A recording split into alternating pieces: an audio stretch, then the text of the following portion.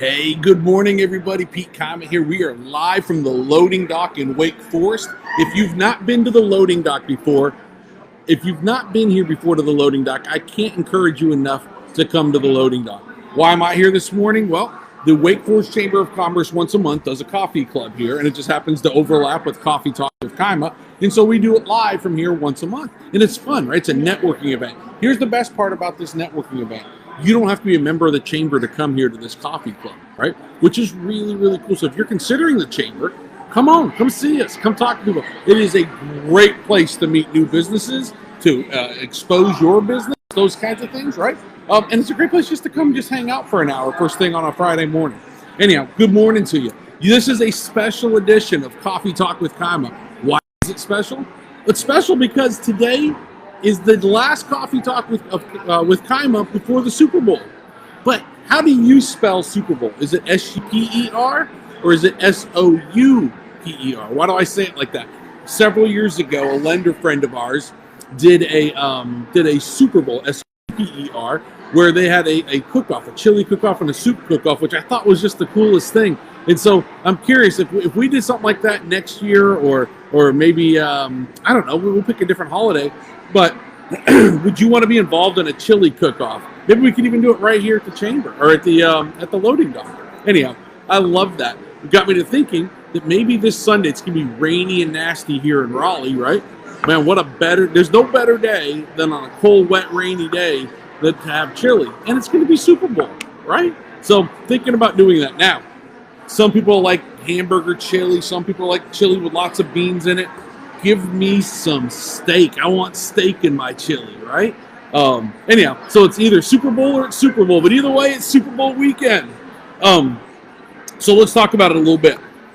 Which is it that you like more?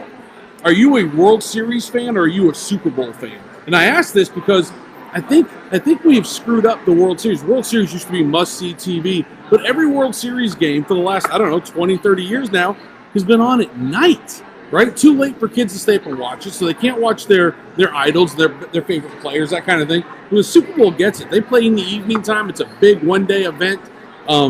They make it available for everybody to watch the game. And it seems to make a lot of sense to me. But I'm a fan of two things. A, let's bring World Series games back to the daytime so the kids can watch it. And B, what about Super Bowl Saturday? Why are we still doing Super Bowls on Sundays and have to go to work the next day, right? It seems to me that Super Bowl Saturday should be a really easy thing that we can figure out, right? Anyhow, just me ranting for just a second. So, do you watch the Super Bowl? And if you don't, what do you do during the Super Bowl? Like, for those, I've never understood it. I just assume everybody watches Super Bowl all around the world. But if you don't watch the Super Bowl, what do you do during the Super Bowl? Like, is there anybody out on the streets? Like, I've never been outside during the Super Bowl. So, like, are people at stores? The stores shut down? Like, I don't really understand. But if you don't watch the Super Bowl, tell me what happens during the Super Bowl. Well, good morning, Anthony, Lisa. Good morning, everybody. Eagles, I hear you. Good to see everybody this morning. Anthony, you're supposed to be here. I'll see you soon, I hope. So the other question I have about the Super Bowl, not only do you watch it, but, like, have you ever been to a Super Bowl, and would you spend the kind of money to get to a Super Bowl? Like, everybody knows I'm a passionate Raider fan. If the Raiders make it to the Super Bowl, other than the pressure of my son Cam wanting to push me to go to the game, it's a high likelihood I'm watching that at home. I'd rather buy new TVs and set up a man cave and spend that kind of money rather than the money it's going to take to buy average tickets at a Super Bowl, I think. But let me know. If you've been to a Super Bowl, am I missing out? Should I go? I know Jason McCoy's got a great Super Bowl story from when he went. And yeah, just curious. More than anything else, just curious. So the Super Bowl's being played in Phoenix, Arizona. And when they built that stadium, I got to be honest with you, like, I'm in love with it. Like, as a Virgo, I like things that operate. I like structure. I like things that come together, right? And so I'm not a fan of football being played indoors, but I'm more of a fan of football being played indoors than ever before because of this stadium. They changed the game to me.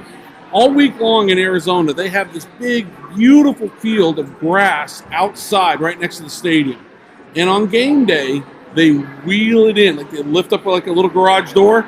The grass wheels in, and then they play the game on natural grass indoors to stay out of that Arizona heat, and then they wheel it back out to grow that beautiful grass again. And I thought that was brilliant. And what do you do with a big open space after they wheel the field in? It's player parking, right? Player and personnel parking. Brilliant. I love when somebody thinks of things that have never thought of before. So the Raiders' new stadium out in Vegas, they did the same thing. Because who wants to sit outdoors in Vegas in the early season and watch football, right? Nobody. It's kind of like Arizona. But I thought that was brilliant. So that's one of my favorite things. So who wins the game? Lisa, you're not allowed to answer. Who wins the game, right? Simple question. I think it's going to be closer than most people I've been talking to think it's going to be. And here's why I think that. Because the Vegas odds makers are rarely wrong. They're usually pretty spot on. And this morning, the point spread was 1.5, right? The Eagles are laying 1.5 to the Chiefs.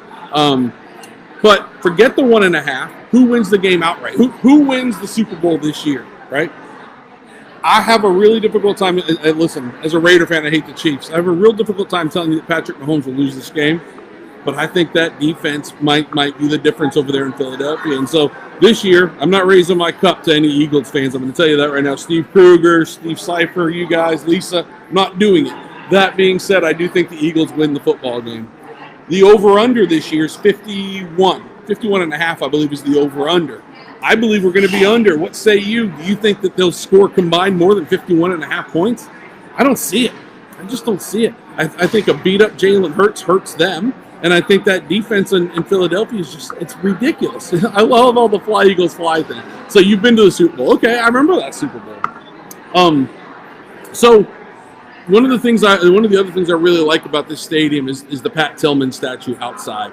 And I will raise my Kima Cup this morning to Pat Tillman. For those of you that don't know, go look up the Pat Tillman story. Pat Tillman was a young man playing football for the Cardinals that when September 11, 2001 came about, he dropped his football career and joined the military to go defend our country. Right or wrong, politically or not politically, whatever you think about those kinds of things doesn't matter to me. When a man or a woman decides to drop what they're doing to go defend our country and do the right thing, to me, that deserves a raise of the cup. And so that statue is one of the highlights to me of the Super Bowl. I hope they do a really good job featuring Pat Tillman. So what is the best part of the game to you? Are you a halftime person? I hate the halftime show. Back when they did Up With People in the 80s, who remembers watching the Super Bowl halftime show Up With People? Woo. But I'm not a halftime show guy, but I'll tell you what, it's always the most controversial part of the game every single year. If you jump onto Facebook or Twitter or Insta right after the halftime show, you're going to find the country is more split than we are with the Republicans and Democrats, right? For me, I hate it. A, it's too long. B, just not a music guy. Not a big deal to me. Let's get right back to football as far as I'm concerned. But are you a fan of the halftime show? Now, commercials, I'm all in on the commercials. All in. Do you happen to have a favorite Super Bowl commercials? I've got one that really stood out. Then there was ones like the Budweiser frogs when that first happened. That was cool. That was really cool. But do you remember the one? There was an old dirty road. There's an old dusty country road, nothing to be seen in any direction. And there's a chicken just standing there. Just a chicken by itself and tumbleweed going by. And all of a sudden, the chicken starts walking across the street. And you're like, what's going on? And then you look up, they pan out, and there's a big Budweiser bar full of people partying. And then all it simply said on the bottom of the screen was, now we know. I thought that was brilliant. And that one has stood out to me for so many years. Oh, goodness. Anyhow, so commercials or halftime? Which one are you a bigger fan of? Lump, I'm with you. I'm with you on the commercials, brother. You guys remember the Puppy Bowl and the Bud Bowl and all that? Cute. Yeah, didn't do a lot for me, but cute. So, want to talk a little bit about don't forget the what's up? Like, I love that commercial too. To this day, I still have fraternity brothers that will call me, and that's how we'll answer the phone for each other. Wake Forest needs a Kima statue. Dude, who let Trey McDonald on here this morning? So I want to tell you a couple Super Bowl stories. So when I first started watching Super Bowl as a young kid, I would go to the Richardsons and the Rices, right? They lived in a house up on Mechanic Street, and we would go up there and watch Super Bowl and have a great time. Then I became old enough to stay home and watch Super Bowl by myself, and I remember the very first Super Bowl I watched by myself, my buddy Joey Hurdle came over. Shout out to you, Joey. And we watched the Raiders beat the Redskins back in January of '84, right? But then as I got older, we started doing this really cool tradition that still goes on to this day back home in Massachusetts. Liz Locious and Dave Locious, and God bless Dave, I miss you, buddy. Everybody would go up to their house, bring food and alcohol, and we would have a big party up to David and Liz's place, and that was a lot of fun. And then I went away to college, and when I'd come home, I'd get a chance to go up there. I remember one Super Bowl, my dad and I must have eaten 6 lobsters, and I think he made a chowder. It was just a blast, right? But I got a Super Bowl story for you about my wife, Jennifer, and I think you'll love this. This is great. This is when she and I were first dating. We went to a Super Bowl party in Atlanta with a bunch of friends. And we get there, and everybody's into the game. I'm especially into the game. And I happen to look over, and Jennifer's turned all the way around in her chair, playing with something on the little end table over there. And I was like, "Hey, Jen, what are you doing?" And all 20 people, the game stopped. They all turned and looked at her. The only person not interested in the football game at all happened to be the girl that I was about to marry. And oh man, I think opposites attract is probably the thing that comes to mind there. So, and then now, Super Bowl's now, right? So we get together with the McDonald family, not to watch the game, but we run a little pool in our house. So we run a couple of Super Bowl pools. One's about prop bets, and one's about, who's going to win the quarter, the Super Bowl squares, right? And but we do that with the McDonald family, and that makes it a little more fun, right? We always enjoy doing that. But my kids are getting to be that age where they're getting ready to get out of the house, and as they get closer to that stage, I think the Super Bowl tradition will change again. And so I'm curious to see how life continues to evolve. But Super Bowl memories are something that are strong in my family, and I miss them. So enough about the Super Bowl. The last thing I'll hit you with the Super Bowl is, what is your favorite prop bet? I'm putting together the prop bets for this year. So some people like the one where, will the national anthem be longer or shorter than X amount of time? Somebody else who wins the coin flip? Who scores the first field goal? Will there be a safety? All those kinds of things are always in there, right? So share with me, DM me your favorite prop bet, and we'll add it to our list this year. Last thing I'm going to leave you with before I talk to you about real estate real quick is this. Yesterday I got to go to a baseball practice, the very end of a baseball practice. I made a post about it, and apparently that moved a few people. The person that moved the most was me. So my son Camden, I'm proud to tell you, is back on the baseball diamond for the first time in 9 months, since last May, when he broke his back the first time, or fractured his back, whatever. And then he did it again immediately after healing from it. But he has been out. This is his third practice, and it's great to smell that baseball dirt again, the clicking of the cleats. For those of you that played baseball, you know what I'm talking about. I'm so proud of Camden. He's working really hard, and I'm probably going to flood my social media with a lot of Camden playing baseball for the next, for the spring and summer anyhow. So let's talk about real estate. Pending listings are over 5,000 in the market here. Over 5,000 pending listings for the first time in several months. We talked about it last week. We talked about it the week before, and that is we're staying steady with our active listings, but our pending listings are growing and growing and growing. Meaning, what's coming on the market is selling. But here's what's interesting: there's no data behind this. This is just me talking to other people, whether it be sales managers for new construction, whether it be other real estate agents, and this is all Triangle, by the way. And even within our own group. What we're seeing is our lower priced product people are struggling to get into for a variety of reasons, right? Blame it on inflation, blame it on whatever you want to. But we're not selling as much of our product that's sub $350 as we are stuff that's in excess of $550,000. We're selling $550,000 houses right now like they're chiclets.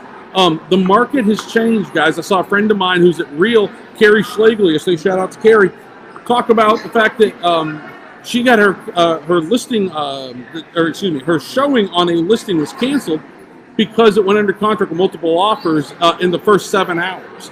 Guys, this is starting to sound eerily like what we experienced about 1.5 to 2 years ago. The beginning of that. What does this mean? It means investor money is likely to flood back into the market if we see a drop in interest rates. I'm going to keep beating this dead horse here. Fact is, if you're looking to buy a house in the next 12 months and you're going to use financing, do it now. That's not in Raleigh. That's everywhere, guys. Investor money will be back. So anyhow, commercials are usually better than the halftime show. I agree with you, Lisa. Anyhow, listen, I hope everybody's doing well. I hope you had a great week. I hope your team wins in the Super Bowl, because next year the Raiders will win the Super Bowl. I love you all. If nobody's told you this yet today, you matter. You really do matter, right? You're not by yourself. And if you need somebody, call me, all right? Reach out to somebody in your life. Don't do these things alone. And if you don't have any place to go for the Super Bowl, you can come watch the game with us. Can't be in on the prop bets unless you bring money. Y'all take care. Good to see everybody.